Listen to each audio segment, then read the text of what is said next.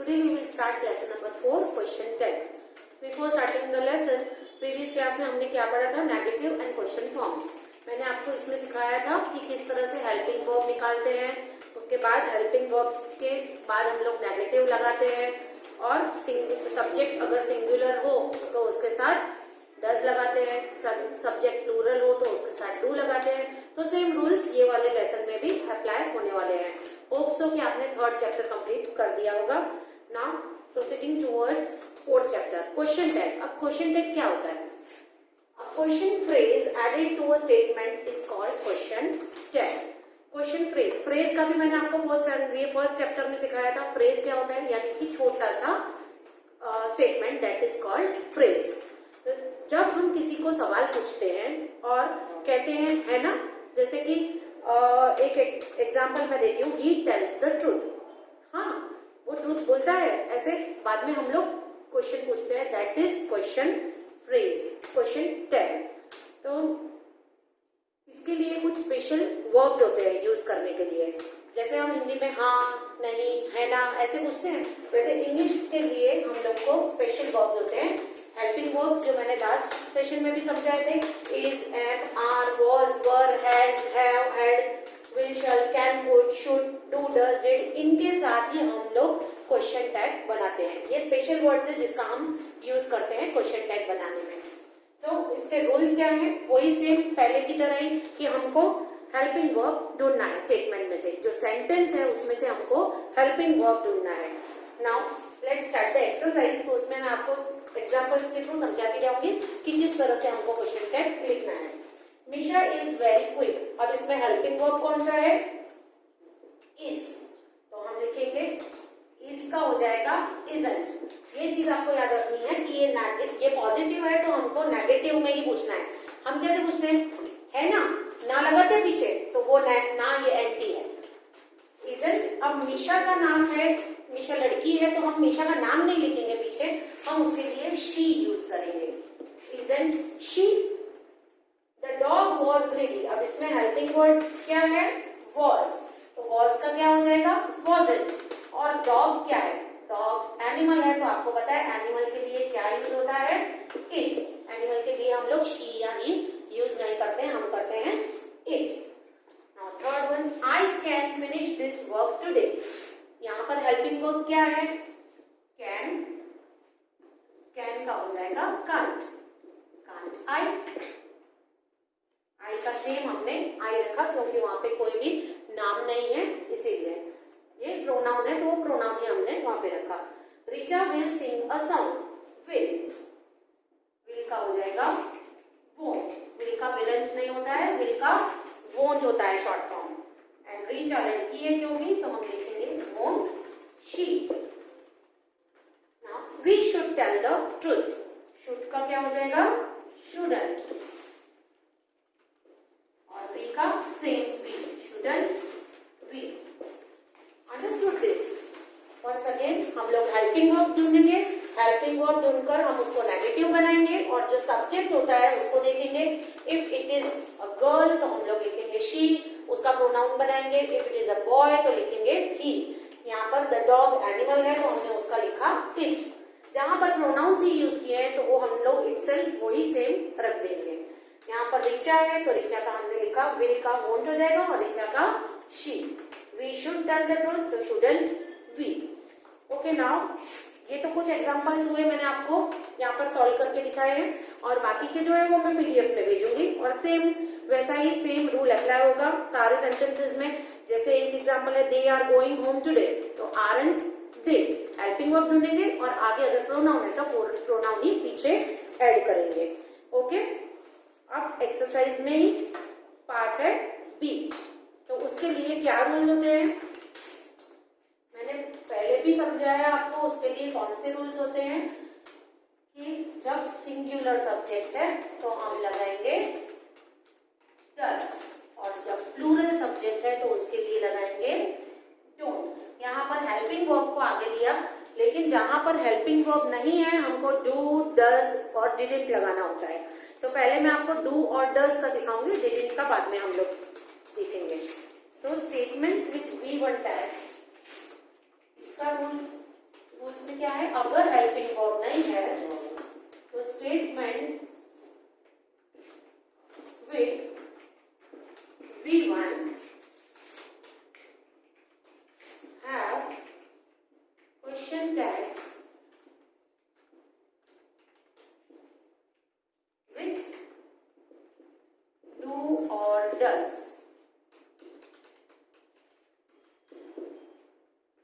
जहां पर स्टेटमेंट में हेल्पिंग वर्ब नहीं है वहां पर हम डू और डज लगाएंगे। इसमें भी पिछले लेसन की तरह ऐसा ही है कि सारे पहले डू वाले हैं और बाद में सारे डज वाले, लेकिन आपको याद रखना है कि एग्जाम में सारा मिक्स नहीं आएगा। सो आप रूल्स को देखकर अच्छे से सीखो मेरे साथ। जैसे बताती हूँ कहाँ पे क्या डू लगेगा, कहाँ पे डज लगेगा, that you have to keep it in mind. First is we enjoy our history class.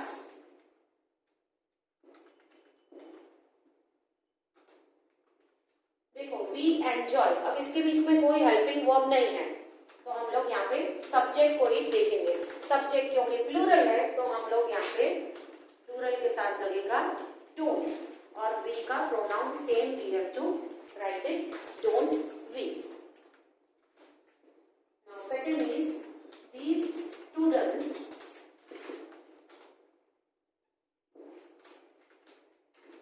waste their time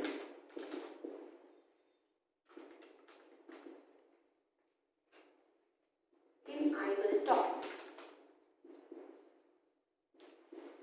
Now these students, यहाँ पर भी कोई हेल्पिंग वर्ब नहीं है लेकिन जो सब्जेक्ट है वो है प्लूरल, तो these students के लिए हम लोग क्या डालेंगे?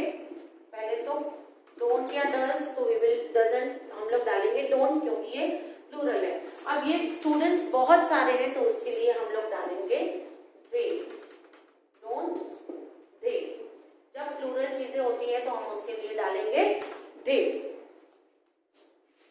You eat meat and eggs, you eat meat and eggs. Again you है तो लिखेंगे डोंट और यू का आएगा same you, don't you. Next is they get home very late, तो दे गेट, हमें पूरा स्टेटमेंट लिखने से बेटर है क्योंकि हमको आगे के दो ही वर्ड्स देखने हैं, एक वर्ब और एक सब्जेक्ट। तो मैं यही इतना लिख के और डायरेक्ट आंसर सिखा दिया आपको। They get home very late, तो क्या आएगा दे के साथ डोंट एंड दे का they pronoun same.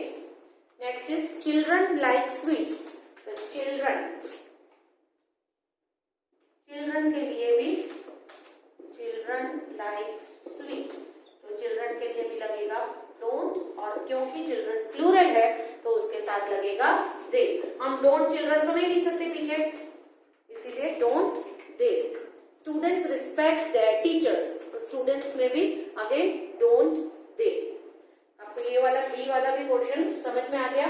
C here once again I am explaining, we don't enjoy our history class. तो हमने यहाँ पे देखा कोई हेल्पिंग वर्ब नहीं है तो हमने लगाया यहाँ पे डोंट और वही वी का pronoun same we, I have written it here. these students बहुत सारे हैं तो उसके लिए भी डोंट और these स्टूडेंट्स पीछे नहीं लगा सकते, उसके लिए प्रोनाउन क्या लगेगा दे। अंडरस्टूड? जिसके साथ प्रोनाउन है तो हम वो प्रोनाउन यूज करेंगे, जिसके साथ नहीं है तो अगर इट इज प्लूरल हम लोग लगाएंगे दे।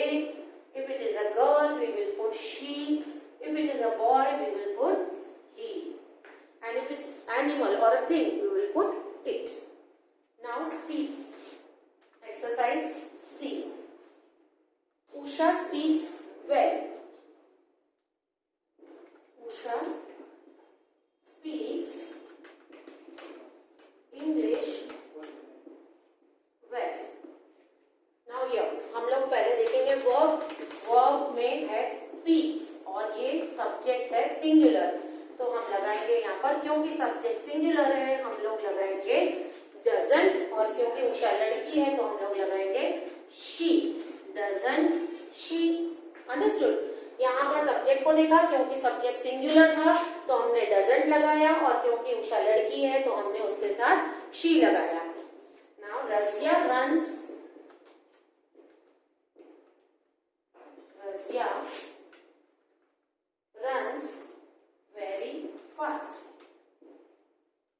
फिर से हम लोग सब्जेक्ट देखेंगे, सिंगुलर है तो लगाएंगे डजन, और रजिया लड़की है तो लगाएंगे शी। क्वेश्चन टाइप में भी क्वेश्चंस लगाना मस्ट है। अगर आप क्वेश्चन मार्क नहीं लगाओगे तो you will get less marks in that thing. Questions लगाना बहुत ही जरूरी है। Next is she makes many mistakes. She makes many mistakes. Okay, again subject singular है तो हम लोग लगाएंगे डजन, और ये पीछे का she, same she we will put here. He lives in a village. He lives in a village. Again doesn't लगाएंगे क्योंकि सब्जेक्ट इज सिंगुलर और he pronoun है same, we will write it he. Next is Mohan goes to school in time. Mohan goes to school in time, तो doesn't, क्योंकि मोहन लड़का है तो हम लगाएंगे he, doesn't he. The nurse looks after the children.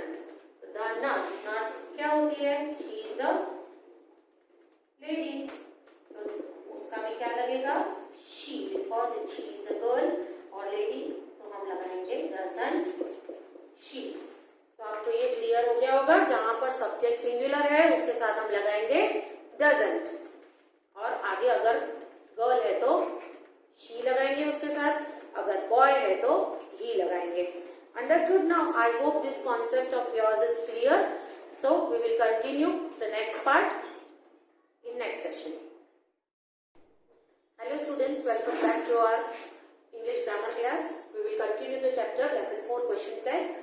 So here last video में मैंने आपको डू हेल्पिंग वर्ब डू और डज के साथ सिखाया था क्वेश्चन टाइप कैसे लगाना है। आज हम देखेंगे कि डिड फॉर्म कैसे यूज करते हैं। तो statements with V two have question types with did, ये चीज मैंने आपको थर्ड लेसन में भी एक्सप्लेन की थी। जब वर्ब वी टू फॉर्म में होता है, जैसे कि टोल्ड लिखा है तो हमको उसको रूट फॉर्म लाना होता है टेल। तो ये जब हम लोग वर्ब वी टू फॉर्म में होता है तब हम लोग लगाते हैं डिड। तो यहाँ पे exercise, let's start the exercise, तो आपको ज्यादा समझ में आएगा। अरुण टोल्ड अलाइड, क्योंकि यहाँ पर told V two form verb है इसीलिए हम लिखेंगे यहाँ पर डिडंट।